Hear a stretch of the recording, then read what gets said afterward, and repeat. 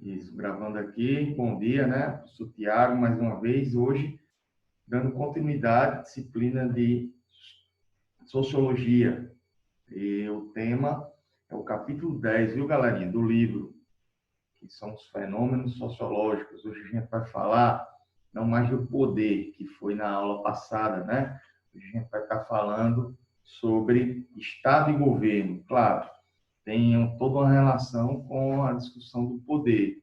Tá? É uma continuidade aí do capítulo 9, esse capítulo 10. A gente fala hoje de Estado e governo, tá ok? Então, para quem chegou agora, bom dia, sejam bem-vindos aí. Beleza? Tem mais gente aqui, você está fora da aula. Gustavo está chegando. Bem, turma, ó, tudo certo aí? Querem falar? É isso? Estou ouvindo um microfone assim. Beleza. Qualquer dúvida, pode falar aí, tá? Não deixem o seu professor sozinho. Já viram esse apelo aí que estão fazendo? Não, mas enfim, ó.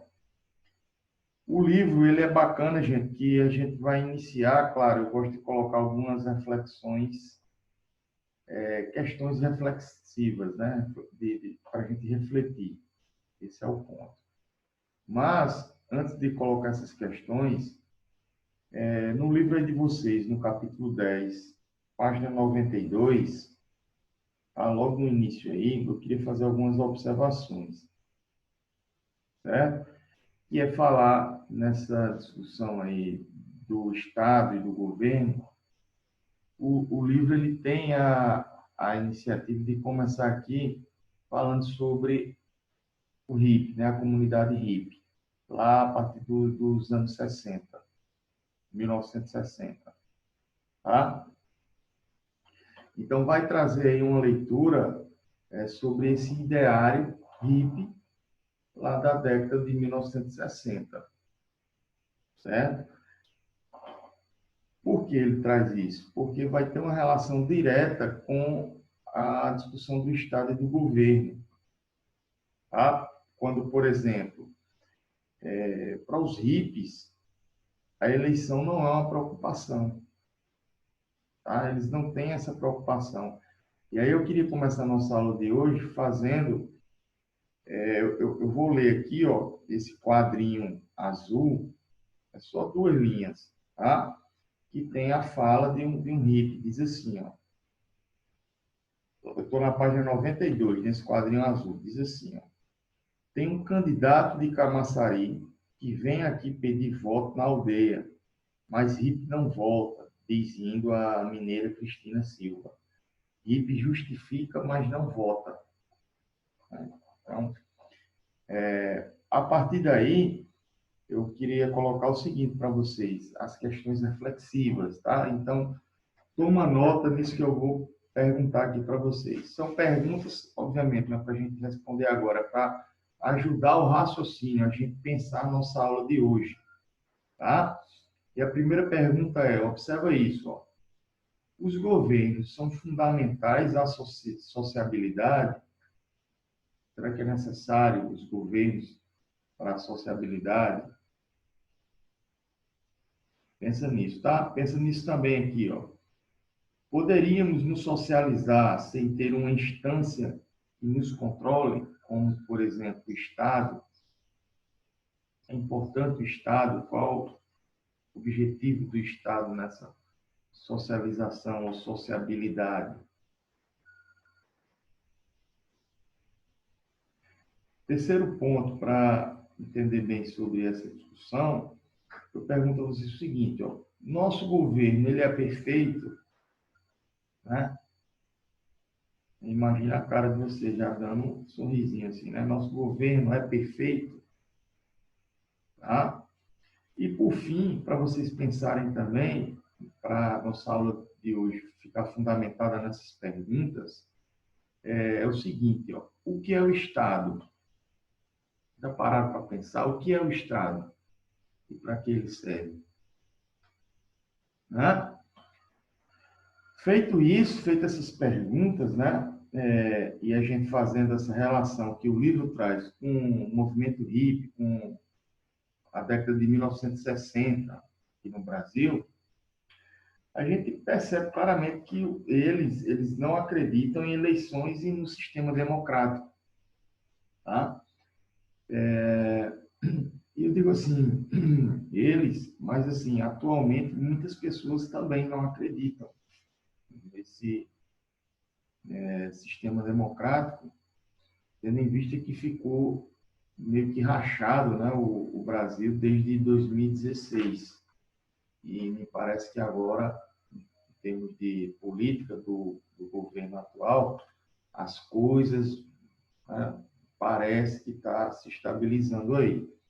Mas o fato é que a gente ainda tem essa disputa, né, antagônica aí entre formas de compreensão do governo atual aqui no Brasil. Eu não vou colocar nem muita discussão política aqui no Brasil, né? Eu vou falar em termos pautados e relacionados apenas sobre esses fenômenos da sociologia. Esse é o ponto, tá? Não é falar de política. Apesar que seria interessante a gente também, né, falar de política, porque na sociologia a gente deve pensar um pouco diferente. Quando diz assim, ó, política não se discute, na filosofia e na sociologia é justamente o contrário. Elas estão aí para discutir justamente esses temas, ok? Na matemática, por exemplo, se discute as questões relacionadas à quantificação. E na sociologia e na filosofia se discutem esses fenômenos sociais. Então, a gente se discute sim. Por enquanto, eu vou deixar um pouquinho adormecido esse ponto aí. Então, sobre essas 4 perguntas que eu fiz para vocês, a gente começa a nossa aula de hoje falando sobre, assim, foram muitas questões, né? Vamos aprofundar mais aí esse cenário aí dessas questões aí. Então, o nosso livro, ele vai trazer logo a leitura desse importante alemão que é o Max Weber, tá? 1864 a 1920, a sua contribuição em vida, tá? E para o Max Weber, ele já vai dizer o seguinte, ó, que ele vai defender o Estado.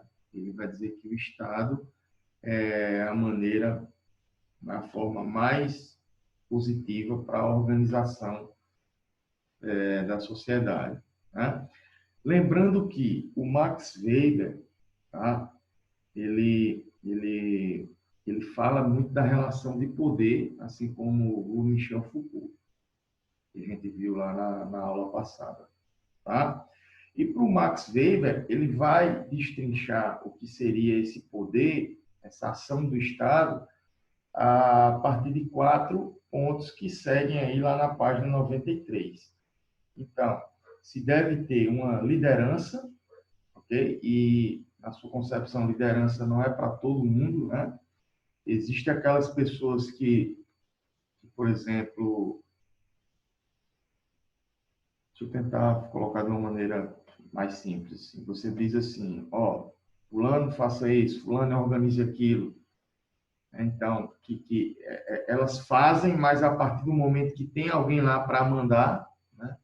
E existem aquelas pessoas que são proativas, que mandam, que pensam, que são líderes. Então, essa é a concepção do Max Weber. Então, é necessário a liderança, né?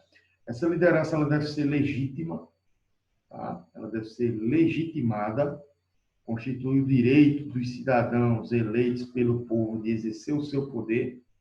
Por isso que ele coloca o Weber, né? Max Weber coloca a legitimidade do governo através da eleição. Deve ter uma estrutura, né? Forma pela qual os líderes tomam suas decisões e usam o poder, tá? E, por fim, deve ter, obviamente, o poder. Que a gente discutiu lá na nossa aula passada, quando a gente analisou principalmente o Foucault, né? Então, que é essa imposição, né, da decisão através das forças de coerção que se estabelecem aí pela estrutura do Estado, tá? Então, Isso é o próprio Estado. Então, se eu perguntar para vocês novamente o que é o Estado, vocês devem articular essas quatro perspectivas, né? A liderança, a legitimidade, a estrutura e o poder. Isso faz parte da leitura de Estado. Tá? Alguns acreditam que o Estado é um ótimo mecanismo de organização social e outros criticam muito, né? Como o próprio hippie, comunidade hippie, falam que o Estado é perverso, o Estado é, enfim, ok? E como é que se tem na estrutura da sociologia, mas também ó, da filosofia, tá? Essa discussão da democracia, onde é que surge o Estado hoje atual democrático de direito, né? A forma de governo através aqui no Brasil da democracia. Então, se fala muito aqui no Brasil atualmente sobre direitos e deveres. Isso vem da perspectiva da cidadania, né? A cidadania se configura dessa maneira. Porém, gente, lá na Atenas, na Grécia Antiga, quando surge lá o Sócrates discutindo com os sofistas, preocupados com o sistema democrático, né, ateniense, a cidadania se exercia de outra maneira, se exercia através da participação. Então, lembra que era a participação das pessoas nas discussões lá na Ágora, onde você tinha que articular um discurso pautado numa retórica, né, e numa oratória onde você se fizesse entender, se compreender, colocando assim parte da sua leitura, da sua vivência, do modo como você enxerga as discussões que estavam acontecendo na hora, e isso era a democracia. Se exercia a cidadania dessa maneira, tá? Então, era assim que se exercia a cidadania em Atenas, lá no período de Sócrates e dos sofistas, depois com Platão e Aristóteles. Sim, agora, claro, essa democracia também possui algumas particularidades, né? Como, por exemplo, mulheres e pessoas de menor, né? Não poderiam, ou também pessoas que não tinham recursos financeiros, não eram bem-sucedidos, eles não poderiam ter essa participação. Isso era o democrático, né, para a época, só para frisar. Tá? E aí essa discussão ela vai ganhando o cenário político, né, até que eu acho que essa sociedade ateniense, a Grécia, né, antiga, ela vai sendo superada por outras formas de atuação política sustentada nos impérios da época, né, na República Romana, no Império Romano, que aí, de certo modo, domina a Grécia, domina Atenas, né? Essas cidades agora que eram muito importantes, elas passam a ser subjugadas, né? Elas passam a ser subordinadas ao Império Romano através de importantes, enfim, imperadores da época que a história nos mostrou aí, como o próprio Alexandre, né? E aí, com essa relação com Sócrates, que foi seu mentor e tal. E isso vai trazendo agora o cenário de governo, de política, o cenário do Estado, qual a função do Estado, ela foi se transformando agora, né? Então, nesse período, existia uma estrutura de dominação que exercia o poder, né, que era formado, em um primeiro momento, pela aristocracia fundiária, a aristocracia agrária, aquelas pessoas que tinham as terras, né? Inclusive, outro destaque que eu quero colocar, esse grupo, no início da Idade Média, né? No começo, lá na Baixa Idade Média, foi o que formou desculpa, na Alta Idade Média, foi o que formou o modo de produção feudalismo, né? Então, era uma aristocracia fundiária guerreira, né? Senhores feudais, conquistavam terra e tal, e também os cônsules, né? Que eram as autoridades, as autarquias mais importantes, tá? Eram, enfim, os chefes o que tinham, os que detinham as autoridades, a autoridade, tá? E aí, esse império também passa por uma crise, né? E é quando a gente chega justamente na Idade Média, na Alta Idade Média ali, e de repente está formada uma nova estrutura sustentada nas relações que vêm do espaço agrário, que vem do campo, através do feudo, do feudalismo, enquanto modo de produção econômica, né? E aí se destacam as relações, que se estabeleceram nesse modo de produção. Então, se vocês observarem, eu estou tentando articular aqui o que tem no nosso livro, fazendo uma relação, né, desse desenvolvimento da organização política e apontando como o Estado e as formas de que se governavam se estabeleceram para a gente chegar nos dias de hoje, certo? Então, como era a atuação do Estado e o governo nessa perspectiva lá no feudalismo? A gente saiu do tempo antigo, já está na Idade Média. Era sustentado basicamente na suzerania, no suzerano e nas relações de vassalagem. Então, o suzerano era basicamente o dono da terra, né, que tinha os seus servos, ok? E esses servos juravam lealdade, juravam fidelidade, né? Iriam trabalhar nessas terras do suzerano, do senhor feudal, tá? Até que eles conseguissem também uma parte dessa terra para cultivar seus alimentos, para poder viver, mas, claro, trabalhando para o seu senhor, né? A relação de vassalagem. Ia por toda a vida, né, esse juramento, ok?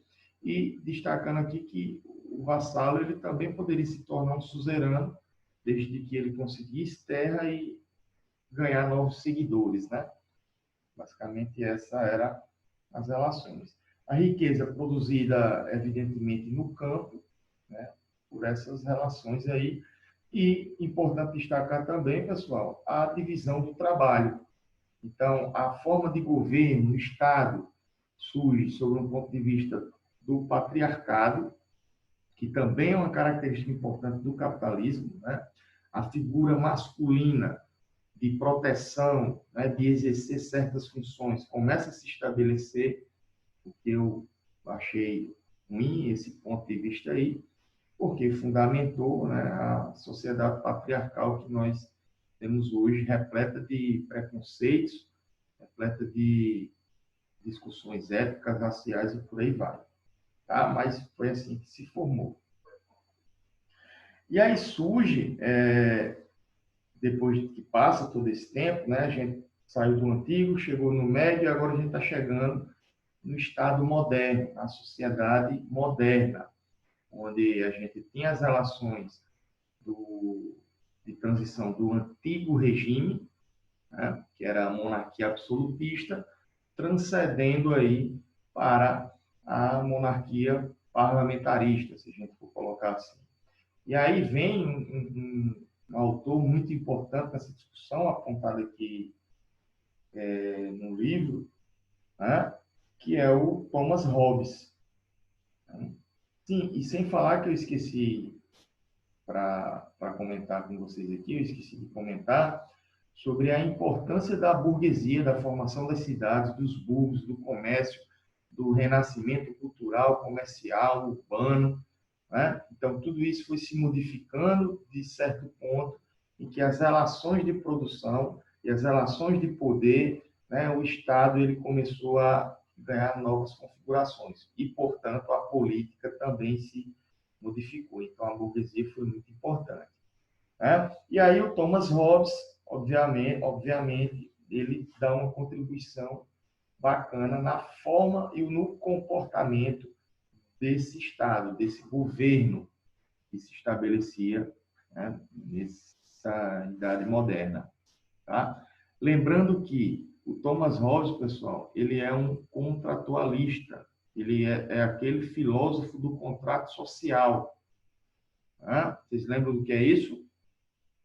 Pessoal, vocês estão conseguindo acompanhar aí o que eu estou falando? Estão conseguindo entender o raciocínio? A internet está boa aí, está cortando, posso seguir aqui. Tem gente